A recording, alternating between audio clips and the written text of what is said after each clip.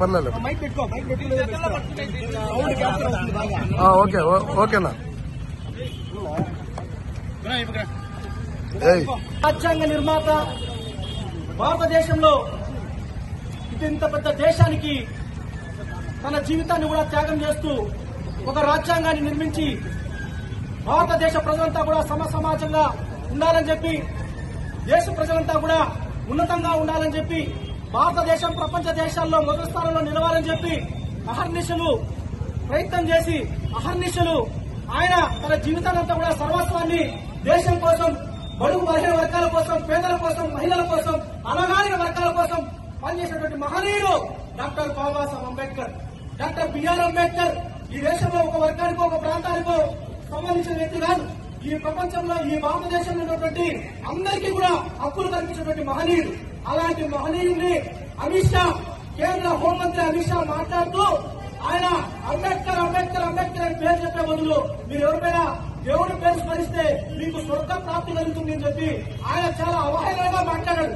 నేను చెప్తా ఉన్నా, బహుజన్ సమాజ్ పార్టీ ఆంధ్రప్రదేశ్ రాష్ట్ర శాఖ నుంచి మొదలప్పటి నుంచి నేను ఒకటే చెప్తా ఉన్నా, అమిత్ షా కేంద్ర హోంమంత్రి నీకు ఒకటి చెప్తా ఉన్నా, మీరు గుర్తుపెట్టుకోవాలి, బాబాసాహెబ్ అంబేద్కరే ఈ దేశంలో మా అందరికీ కూడా కనిపించే దేవుడు ఎప్పుడో తెలియదు కానీ మాకు కనిపించే ప్రత్యక్ష దైవం మాత్రం doctor Babasaheb Ambedkar, doctor Babasaheb Ambedkar, doctor Babasaheb Ambedkar ఒక్కడే అని చెప్పి నేను సులభంగా తెలియజేస్తా ఉన్నా.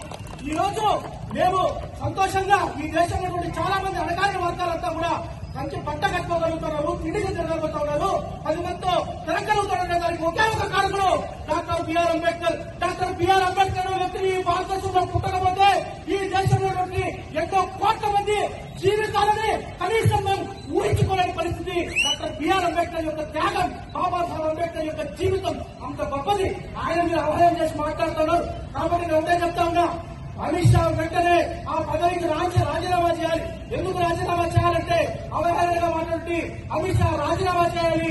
ఇంతవరకు కూడా నరేంద్ర మోడీ ప్రధానమంత్రి ఒక్కటంటే ఆయన వెనుకొస్తూ వస్తున్నాడు కానీ ఒక్క చోట కూడా అవునని మాట్లాడిన తప్పు. నేను క్షమాపణ కోరుతా ఉన్నా, అదేదో పొరపాటుగా మాట్లాడని చెప్పి ఆయన మాట్లాడారంటే వాళ్ళకు ఎంత నిజంగానే అహంకారం అనేది వాళ్ళ మనసుల్లో ఉందో ప్రత్యక్షంగా కనపడతా ఉంది. నేను అదేవిధంగా నిన్నటి రోజున ముఖ్యమంత్రి చంద్రబాబు నాయుడు గారు మాట్లాడుతూ ఉన్నారు, కాంగ్రెస్ పార్టీ వాళ్ళు అధ్యక్షులు ఇచ్చేశారని. అంటే కాంగ్రెస్ పార్టీ వాళ్ళు చేసిన వాస్తవం, కాంగ్రెస్ పార్టీ ఇంకేం తక్కువ కాదు. కాకపోతే కాంగ్రెస్ పార్టీ చేసిందని చెప్పి మీరు కూడా అదే విధంగా మాట్లాడుతున్నారా? చంద్రబాబు నాయుడు గారు కూడా వాళ్ళ మాటల్లో చిత్తశుద్ధి ఎక్కడ కూడా లేదు. ఈ భారతీయ జనతా పార్టీ కానీ, ఈ కాంగ్రెస్ పార్టీ కానీ, ఈ తెలుగుదేశం పార్టీ కానీ, ఈ జనసేన పార్టీ కానీ, ఈ పార్టీలంతా కూడా కేవలం ఈ రోజు మాట్లాడిన మాటలు మీరు వెనకేసుకొస్తున్నారు. కానీ ఒకవేళ నిజంగా తప్పు జరిగి ఉంటే మేము తప్పు చేస్తామని ఒప్పుకుంటే దాన్ని ఎవరైనా హర్షిస్తారే తప్ప, తప్పు చేసి కూడా మేము మాట్లాడలేదు, మేము ఆ విధంగా మాట్లాడతాం. దేశ ప్రజలు ఎక్కడ కూడా సహించే పరిస్థితి లేదు. కాబట్టి నేను ఈ రోజు బహుజన్ సమాజ్ పార్టీ తరఫున నేను దేశ ప్రజలంతా ఒకటే చెప్తా ఉన్నా, ఈ రోజు మనం అందరం కూడా సంతోషంగా ఉండగలుగుతా ఉన్నాం. ఈ భారతదేశంలో కుల మత వర్గ ప్రాంతాలు భేదాలు లేకుండా ఏ విధంగా అయితే మనుషులంతా ముందుకు పోవాలని కోరుకునే మహనీయుడు డాక్టర్ బిఆర్ అంబేద్కర్. కాబట్టి మేము ఇక్కడి నుంచి ఒకటే ప్రభుత్వం ఒకటే డిమాండ్ చేస్తా ఉన్నాం, అమిత్ షా వెంటనే రాజీనామా చేయాలి.